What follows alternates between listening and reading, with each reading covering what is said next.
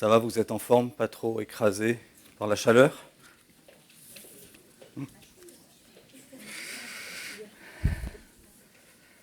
Venez chercher, vous qui avez soif, vous qui entendez. Qu'est-ce qui est réconfortant? Qu'est-ce qui nous console dans nos difficultés, dans nos échecs, dans nos souffrances? C'est Dieu, oui, mais pourquoi? Dieu est notre Père, on l'a vu, il est bon. Il est bon, mais comment le savons-nous? En fait, sans la révélation de Dieu, dans sa parole, la Bible, nous aurions certainement une fausse image de Dieu, déformée par nos propres conceptions limitées, par nos projections, nos propres... oui, on a parlé des pères terrestres qui sont bien souvent imparfaits. Et voilà, on peut projeter sur Dieu la même image ou une image voisine de cela. Mais parce que Dieu se révèle lui-même dans sa parole et que cette révélation est authentique, elle porte en quelque sorte sa signature. La signature de Dieu, c'est ce qu'il révèle de lui et qui est quelque chose d'unique, un caractère, un amour unique, un cœur de père tendre envers ses enfants. J'aimerais qu'on lise ce matin un grand texte d'invitation, peut-être un des plus grands textes d'invitation que la Bible nous donne, en Ésaïe 55. Je vais lire d'abord les 3 premiers versets. On aura plusieurs lectures au fil de ce moment. Mais vraiment, dans toutes ces lectures, qu'on puisse s'imprégner de ces paroles, considérer que ce n'est pas simplement des paroles d'hommes, mais que c'est Dieu lui-même qui se révèle. Si vous avez, posez-vous, respirez, fermez les yeux pendant l'écoute si vous le désirez, mais écoutez vraiment et méditez ces textes. À la limite, ce que je vais dire est secondaire par rapport à la grandeur de ce que ces textes nous disent. Ésaïe 55, il y a un sous-titre dans ma Bible qui s'appelle « Le salut offert gratuitement à tous ». « Ô vous tous qui avez soif, venez vers les eaux, même celui qui n'a point d'argent. Venez, achetez et mangez, venez acheter du vin et du lait, sans argent, sans rien payer. Pourquoi pesez-vous de l'argent pour ce qui n'est pas du pain? Pourquoi peinez-vous pour ce qui ne rassasie pas? Écoutez-moi donc, et mangez ce qui est bon, et vous vous délecterez de mets succulents. Tendez l'oreille et venez à moi, écoutez, et votre âme vivra. Je conclurai avec vous une alliance éternelle, celle de la bienveillance fidèle envers David. Ce chapitre vraiment contient des trésors précieux à découvrir, car Dieu y révèle sa grandeur, sa bonté. Comment prendre au sérieux cette invitation adressée à tous? Comment ces paroles-là vont nous atteindre au point de changer quelque chose dans notre vie, dans notre cœur?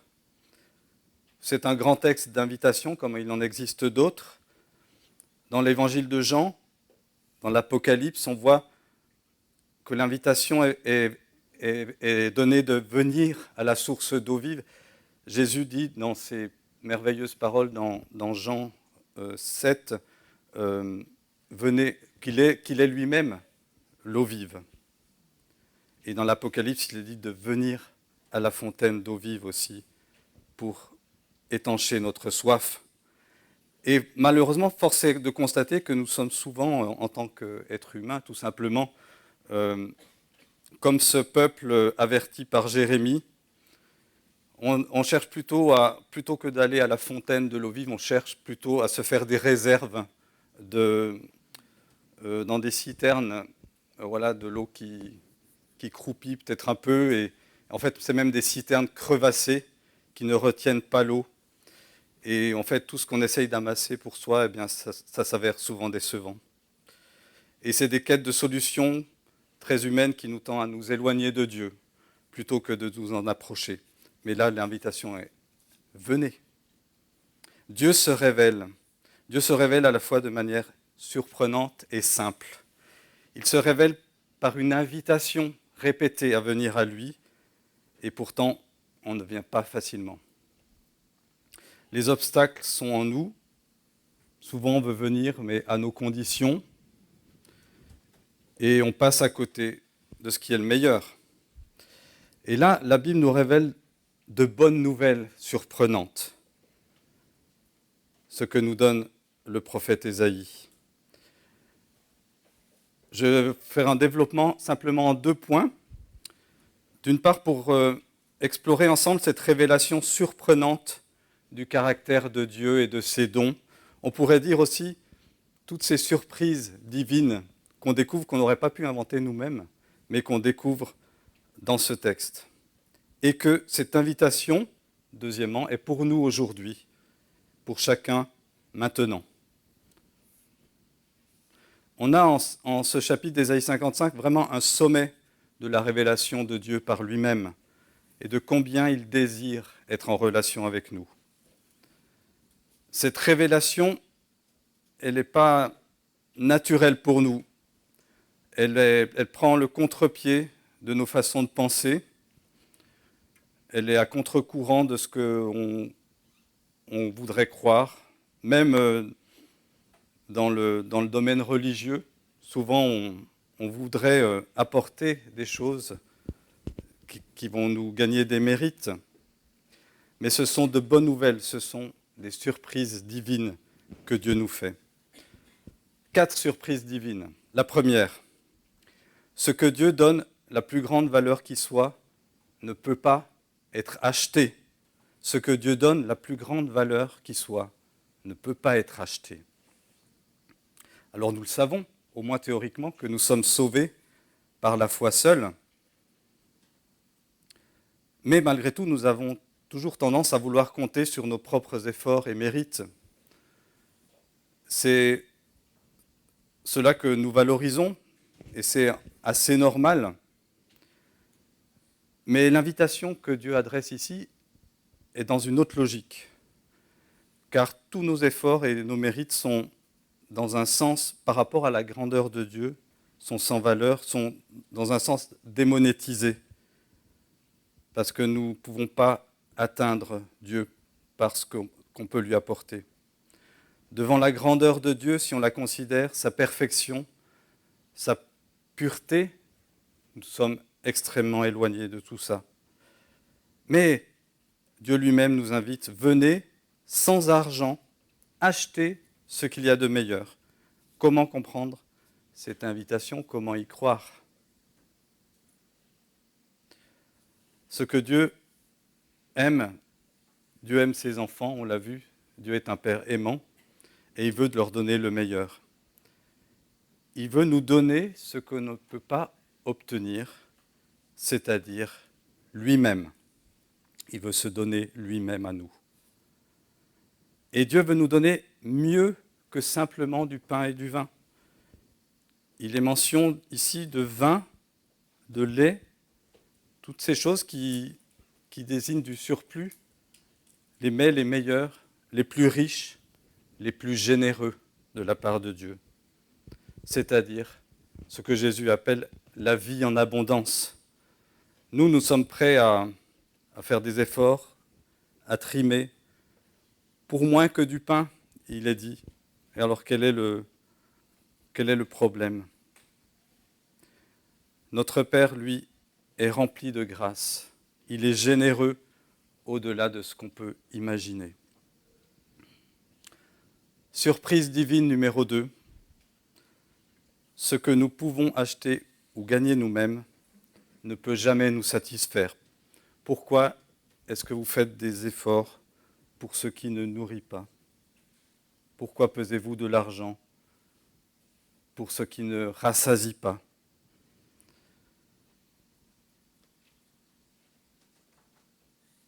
Ce texte décrit bien ce que nous faisons et ce que nous ne faisons pas. Dieu veut nous donner le meilleur, mais nous investissons bien souvent nos vies dans des directions qui ne vont pas vraiment nous combler. Nous considérons, c'est vrai, les richesses éternelles comme quelque chose d'acquis.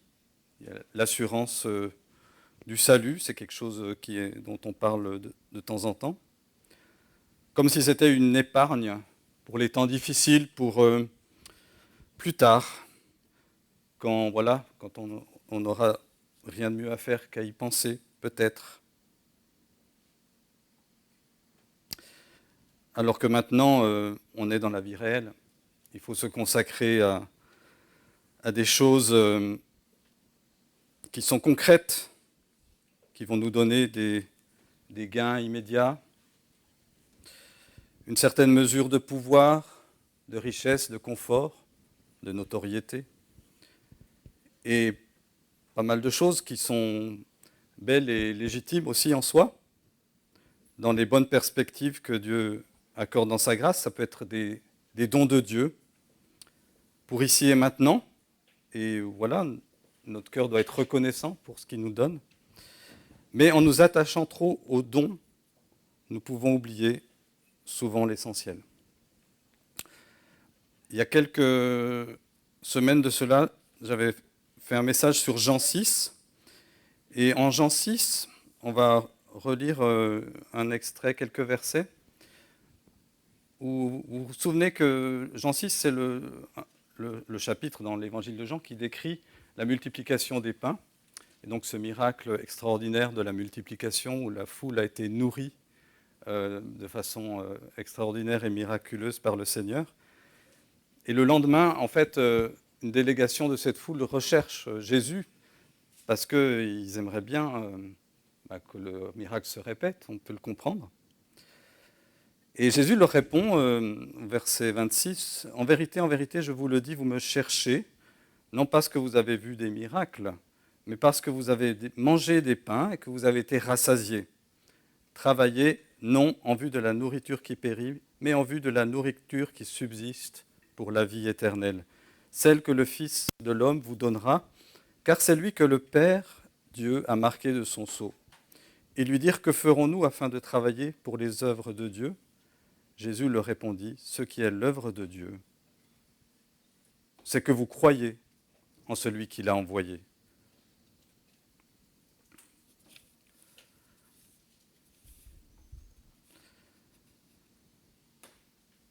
Jésus dit en quelque sorte à ces gens avec qui il échange, « Je sais très bien pourquoi vous me cherchez. Le miracle vous a attiré à cause du gain, de la satisfaction immédiate, concrète, que vous voulez voir répétée. Mais Jésus ne va pas accéder à leur désir immédiat. Pourquoi ? Comme à nous, Jésus veut leur donner mieux et plus. Il veut se donner lui-même à eux et pour toujours.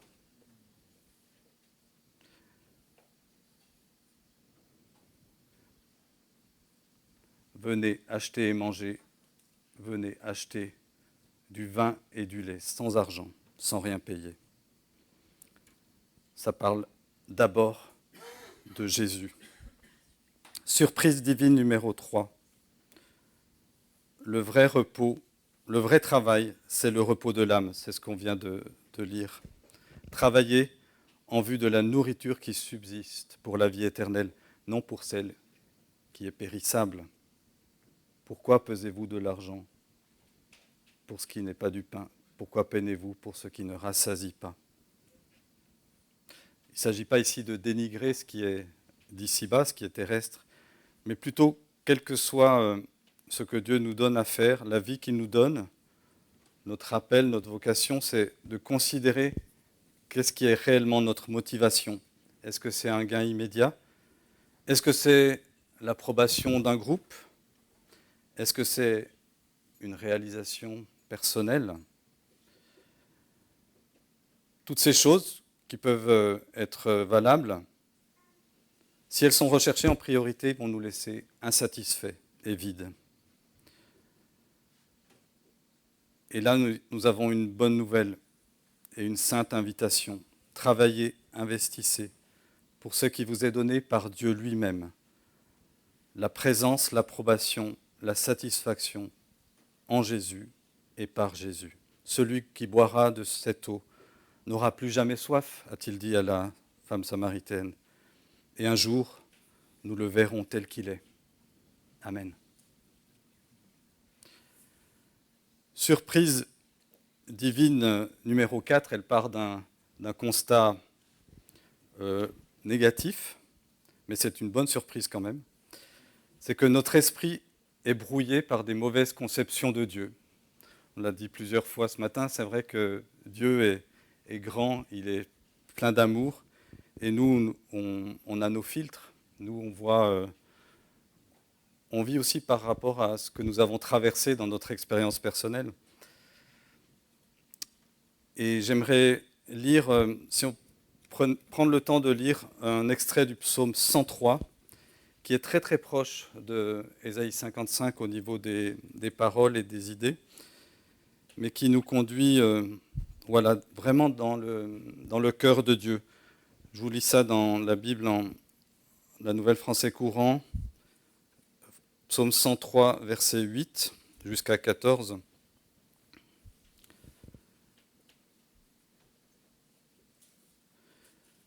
Encore une fois, posez-vous et recevez ces paroles. Le Seigneur est plein de tendresse et de bienveillance. Il est lent à la colère et d'une immense bonté. Il ne fait pas constamment des reproches. Il ne garde pas éternellement rancune. Il ne nous a pas punis comme nous l'aurions mérité. Il ne nous a pas fait payer le prix de nos fautes. Sa bonté pour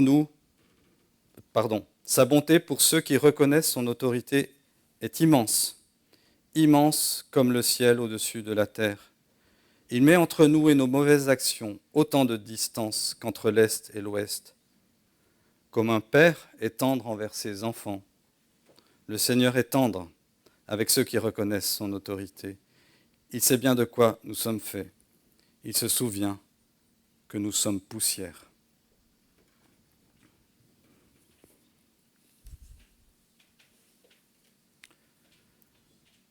Le cœur de Dieu est compatissant, d'une grande bonté. On ne peut pas la concevoir, ça dépasse notre esprit humain. Aussi grand qu'est l'étendue céleste au-dessus de la terre, voilà, c'est une image qui est la plus proche de ce que pourrait être l'amour de Dieu, mais c'est encore au-delà de ça. Mais nous avons, je l'ai dit, souvent une vision restreinte du cœur de Dieu, d'où émane le pardon envers nous. Quand je dis nous, je m'inclus. Jean Calvin a dit « Il n'y a rien qui trouble plus nos consciences que lorsque nous pensons que Dieu est comme nous. C'est en fait la voie la plus certaine à l'intranquillité de l'âme. Si nous pensons que Dieu est comme nous, alors ce n'est pas une bonne nouvelle. Parce que nous, on sait comment on est, et si on devait pardonner le monde entier, bon, c'est pas une bonne idée. Mais ici, l'appel est pour tous qui se reconnaissent comme ayant soif. Et l'appel au retour à Dieu est pour ceux qui se sont le plus éloignés. Peut-être que ce matin, tu te dis, je suis allé trop loin dans le mal, Dieu ne peut pas me pardonner. Mais si ma patience personnelle humaine a des limites, lui, Dieu, ne se lasse pas de pardonner. On le sait, mais ça reste assez théorique tant qu'on ne le vit pas. Comment est-ce qu'on peut le savoir? Également par la parole et par l'évangile, Dieu a compassion. Si on doute de cela, regardons à Jésus. Jésus a dit à ses disciples, celui qui m'a vu a vu le Père. Jésus est l'image du Père. Et que faisait Jésus? Jésus a marché parmi nous, et Jésus s'est révélé comme mystérieusement attiré par les pécheurs. Et parmi les pécheurs, parmi ceux qui étaient le plus stigmatisés, les gens de mauvaise vie, les parias, ceux qui étaient rejetés, les prostituées, les publicains. Jésus est la pièce manquante et réparatrice de nos vies brisées. Si je passe l'image du médecin, je dirais que ce n'est pas juste un généraliste, c'est un spécialiste du pardon. Et sans dépassement d'honoraires et sans délai pour les rendez-vous. Il ne se lasse pas de pardonner.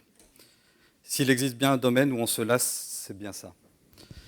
Devant la répétition de l'agacement qu'on peut avoir, devant la répétition de ce qui nous est fait, du défaut des autres, des collègues, des proches, des enfants, des parents. Notre pardon est exigeant et limité. Mais notre Dieu n'est pas ainsi. Son pardon est compatissant, profond, durable. Dieu n'est pas comme nous. Autant les cieux sont élevés au-dessus de la terre, autant il a compassion des pécheurs et il pardonne sans se lasser.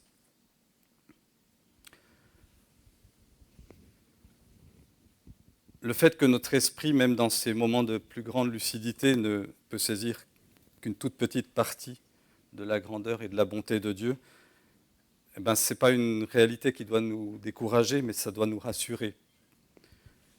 Parce que notre cœur, c'est vrai, est prompt à se condamner lui-même, mais Dieu, lui, est plus grand que notre cœur, nous dit l'apôtre Jean dans une épître, et il connaît tout. Et Jésus ne met jamais dehors celui qui vient à lui, il l'a dit lui-même, celui qui répond à son appel à venir à lui. Autrement dit, Dieu ne va pas nous dire « venez, venez », et une fois qu'on est venu, ne pas s'occuper de nous. Au contraire, s'il nous invite, c'est qu'il a quelque chose de grand à nous donner. Alors maintenant, voilà, le point 1 était un peu long, j'en arrive au point 2, mais ça sera plus court, rassurez-vous. Quelle doit être notre réponse ? Si c'est gratuit, si c'est offert, que Dieu est si bon pour nous, comment répondre à cela ? C'est maintenant le jour du salut. Dans la suite de ce texte d'Ésaïe 55, il est dit « Cherchez l'Éternel pendant qu'il se trouve, invoquez-le tandis qu'il est prêt ». Sous-entendu, voilà, cherchez-le aujourd'hui. Aujourd'hui, il y a cette occasion qui est présentée devant vous. Allez-y. Le même appel à venir pour venir si on a soif, mais formulé différemment. Dieu veut nous attirer à lui et il emploie des moyens nécessaires. Et voilà, il nous a dit venez, et maintenant il nous dit c'est le moment d'y aller. Ne faites pas la sourde oreille, venez maintenant. En Jésus, le chemin est ouvert. Dans un sens, c'est toujours maintenant. Tant qu'on respire, on peut toujours dire maintenant, c'est le moment. Chaque fois que la voix de Dieu est entendue, ça signifie qu'il y a une occasion à saisir. Maintenant, c'est le moment où on entend une invitation pressante. Dans ce ciel ouvert de révélation, en Ésaïe 55, l'invitation est donnée de saisir la main de Dieu, de venir à Dieu. Qu'est-ce qui se passe si on rejette cette invitation ? Ou qu'est-ce qui se passe si on laisse passer son tour, on pourrait dire ? Alors, deux choses, sûrement plus, mais deux choses qui sont liées entre elles que je relève ici. C'est la perte d'une occasion qu'on n'est pas sûr de retrouver. Pourquoi on n'est pas sûr de la retrouver ? Pas, on a vu, ce n'est pas de la part de Dieu, puisque l'invitation est permanente et qu'il est prompt à nous renouveler sa grâce, tant qu'on peut dire aujourd'hui, mais plutôt à cause d'un risque d'endurcissement personnel. On ne doit pas avoir trop confiance en la fiabilité de notre propre cœur. La vie spirituelle est fragile, elle est vulnérable, elle peut s'éteindre facilement. Et nous risquons de partir loin. Dans Hébreux 4, je vais pas le lire, mais je vais juste citer un verset et donner un petit mot de contexte. Hébreux 4 nous donne un avertissement de par un exemple négatif. il est question du peuple qui marche dans le désert au temps de l'Exode et qui a entendu Dieu, qui a vu ses miracles, mais qui a été rebelle, qui n'a pas eu la foi d'entrer dans le pays promis. Et en gros, l'Épître aux Hébreux dit, voilà, ils se sont endurcis et ne faites pas comme eux. Et en disant, en fait, Dieu, il tend la main aujourd'hui. Tant que, voilà, il y a eu cette génération un peu perdue lors du désert de l'Exode, mais chaque génération a part à son maintenant. C'est comme si c'était une nouvelle chance renouvelée de dire maintenant, si vous entendez sa voix, eh bien n'endurcissez pas vos cœurs, mais venez à lui. Chacun de nous, on peut être, on sait peut-être dans certaines périodes de nos vies, on a eu un maintenant avec Dieu, où Dieu dit, voilà, on entend la voix de Dieu clairement et on sait qu'on doit répondre à quelque chose. Peut-être que ce matin, il y a un maintenant qui résonne, de considérer la bonté, la patience, l'amour de Dieu et d'apporter une réponse. Est-ce qu'il y a un acte de foi, une décision, une prise de position à tenir, un pardon à poser, à accorder? On a vu que Dieu ne se lasse pas de pardonner ceux qui viennent à lui. Et si c'est ainsi qu'est notre Père, on aimerait aussi lui ressembler. Voilà, je laisse ça comme ça. Il y a peut-être un maintenant où Dieu t'appelle à le suivre, à l'écouter aujourd'hui. Dieu n'est pas comme nous. Son cœur est rapide à pardonner. Au moindre pas de retour, son pardon fuse vers nous. Comme le Père du Fils prodigue, on l'a chanté, il nous ouvre grand les bras et il prépare le meilleur des festins pour nous. Alors venez à la source de la grâce, à la source du salut, abreuvez-vous encore et encore de Jésus lui-même. Venez recevoir le pardon, le repos, la satisfaction de l'âme, la vie éternelle dès aujourd'hui. Amen.